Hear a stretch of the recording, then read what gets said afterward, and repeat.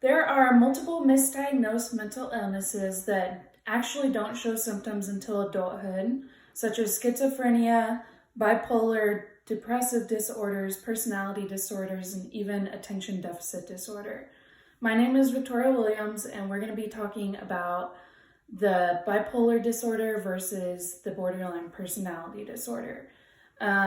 Borderline personality disorder and bipolar disorder are often commonly known as the same personality disorder, but in fact, they're very different. And so I'm going to be giving y'all a little bit of information about each of them and the differences between them. So I'm going to start with bipolar.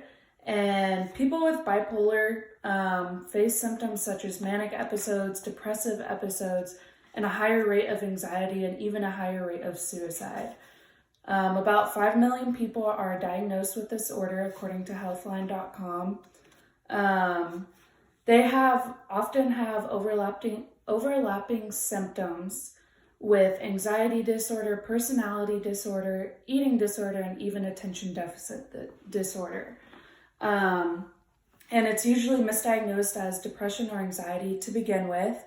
And often people are given or treated with an antidepressant, which can in fact increase or worsen the symptoms of bipolar.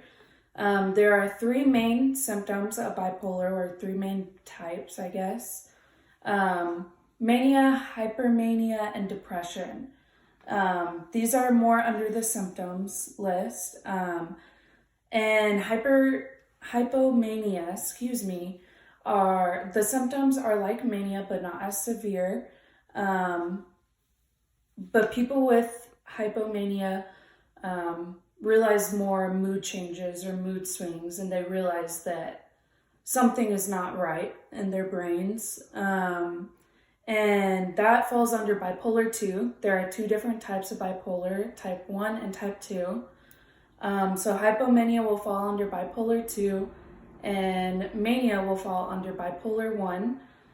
Mania is like an emotional high or excitement and can be represented in ways such as spending sprees, substance abuse, and even unprotected sexual intercourse. The depression episodes include symptoms such as drug abuse, unprotected sex, deep sadness, hopelessness, loss in interest in activities that they once enjoyed, suicidal thoughts, and periods of too little or too much sleep, and even intense spending sprees. In women, it's diagnosed in their 20s to 30s, and they experience more depressive episodes than manic episodes, whereas men, it is diagnosed earlier in their lifetime, and they have more severe episodes of manic and are more likely to act out during those manic episodes. So now we're going to kind of move on to borderline personality disorder. About 1.6% of adults experience borderline personality disorder in their lifetime, and 75% of those 1.6% are women that struggle with this mental illness. There are numerous different causes that cause both of these, actually, such as abuse, neglect, unstable environments, serotonin abnormalities, and genetics. The symptoms of borderline personality disorder include a pattern of unstable relationships, whether it's romantic or family relationships or even friendships, unstable self-image or self-identity, frequent mood swings that will last a few hours to a few days, whereas bipolar, the mood swings it's less mood swings and more episodes that last a lot longer of time.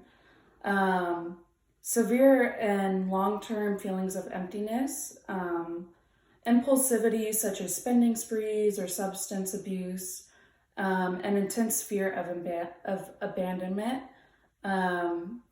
And there are actually other disorders that come along with borderline personality, such as depression, anxiety, eating disorders, and substance abuse disorders. And men that have bipolar that have borderline personality have more explosive tempers. Their substance abuse is also more common in men than in women. They have more antisocial tendencies, which can include other disorders such as passive aggressive disorders, narcissistic, sadistic, and antisocial personality disorders that come along with that. Both men and women also tend to participate equally in self-harm actions or suicidal thoughts when they have borderline personality disorder. Women that have borderline personality disorder are more likely to struggle with eating disorders such as anorexia, bulimia, mood disorders, depression, and even PTSD, post-traumatic stress disorder. They're more likely to use psychotherapy, such as cognitive behavioral therapy or dialectal therapy, and even pharmaceutical therapy, which is medicine to help regulate their serotonin levels and depression and anxiety. Whereas men are more likely to use drug and alcohol rehabilitation due to the substance abuse. I have talked about two different mental illnesses, bipolar disorder and borderline personality disorder, two mental illnesses that are commonly confused as the same one. So in conclusion, I just want to say that these are vastly different mental illnesses that many people don't understand how different they really are and how differently they affect people and their brains. So I really just wanted to bring attention and understanding more to these disorders or these mental illnesses.